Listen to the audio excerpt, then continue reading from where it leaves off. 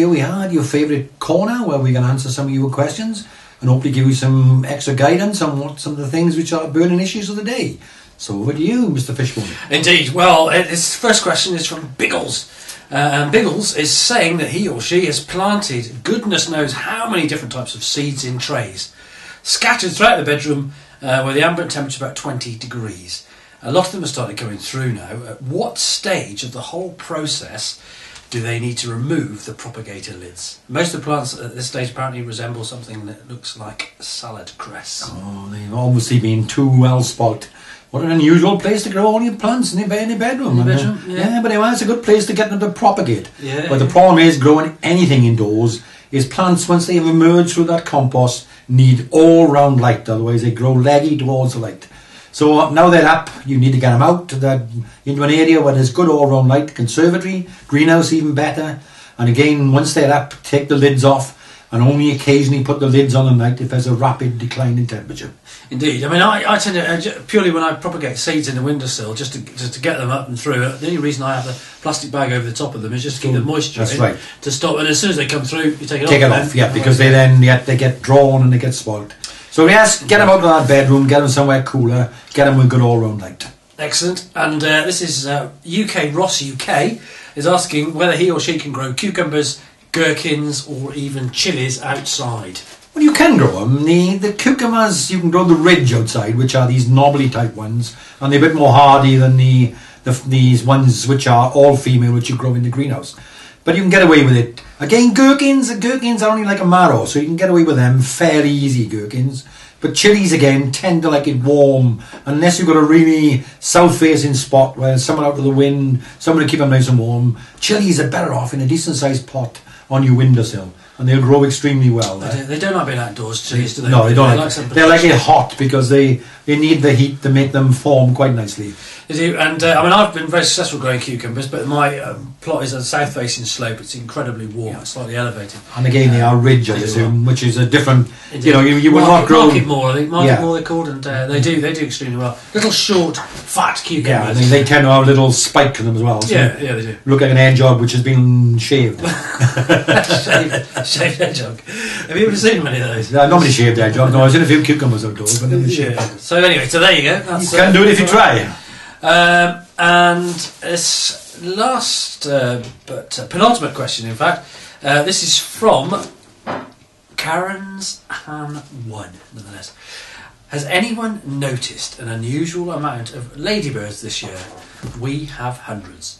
Well, you are the bugs. I have noticed a lot of ladybirds, not in this part of the world. No. But you are the bugs and beasties, man, so once you would take I don't know where they're from, but actually there are a lot of ladybirds around this year, and there were a lot of ladybirds around last year, in fact, and pretty much the same as any invert. Their population densities fluctuate year on year, but I think the reason why we've got a lot of ladybirds this year, and in fact last year, was because we've had a couple of very cold winters. What tends to happen is those little ladybirds will stay hibernating for the right amount of time, and they'll emerge just as the weather becomes more clement. And I presume when there's more food around, that's the important what it is. You've got to get the aphids to feed these things on you. So you do. Unless you've got, that's a bad sign for gardeners, effectively, because it means if the ladybirds are thriving, there must be a lot of aphids around for them to feed on. So it's the blend, isn't it? It is. And then, because what tends to happen with ladybirds now is you have a big population explosion, and then they'll suddenly find there's nothing to eat, so they won't be anywhere near as successful in breeding and repopulating to the same extent that they have. And again, there's one slight problem in the ladybird population. There's these harlequins that appeared on the scene, which are these imported ones, which are a bit larger, and will also feed on our native ladybirds. They will, and I think that's possibly one of the ladybirds that you're seeing. The quantities that you're seeing may well be harlequins. Very difficult to. It's not essentially that difficult to identify. There's a couple of different variants in colour, but there are anything up to 100 different variants. But one of the easiest ways to recognise harlequins is they're about a third larger again than our most common 7-spot ladybird, which are the biggest ladybirds you see.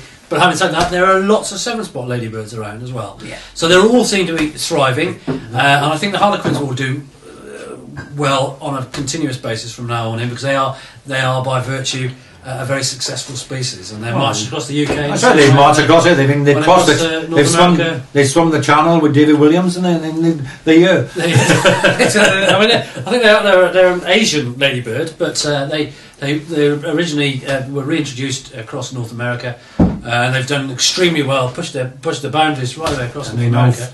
Marching across the UK. Ireland. Yeah, and they're marching across in predominance. So yeah, but it's nice to see them. I mean, well, it's nice to see ladybirds per se. Yeah. But last question. This is from Claire Price, and Claire is saying that she's just dug up half of her leeks to make room in the vegetable plot. Is it better to blanch them, or could I just slice them and put them in the freezer in bags and freeze them? Now, this is a question for Anthea, really, in some respects. Well, again, unless you're really desperate for that ground, I don't see any point in lifting leeks until point of eating. Right. And I never ever freeze leeks because it's a waste of space in the freezer. Leeks can stay quite happily in the ground right through the cold season, and normally you will harvest as you require them. But if you're going to harvest them, you're going to freeze them, then we have discontinued this process of blanching, and we find that all the vegetables we freeze will actually store quite well, even with a lack of blanching. It takes a little longer to cook, but you don't need to blanch. I always think it's a shame to blanch vegetables because you're sort of taking some a of lot the nutrients and flavour away from it, aren't you? Immediately. Yeah, so, and again, do not bother to freeze leeks because it's a waste of space in the freezer. Right. Yeah. Only if you want to free up some space. Yeah, and again, I don't know why you want to free up some space this early in the year. Must have a small garden. What's wrong with you? No, but there we are.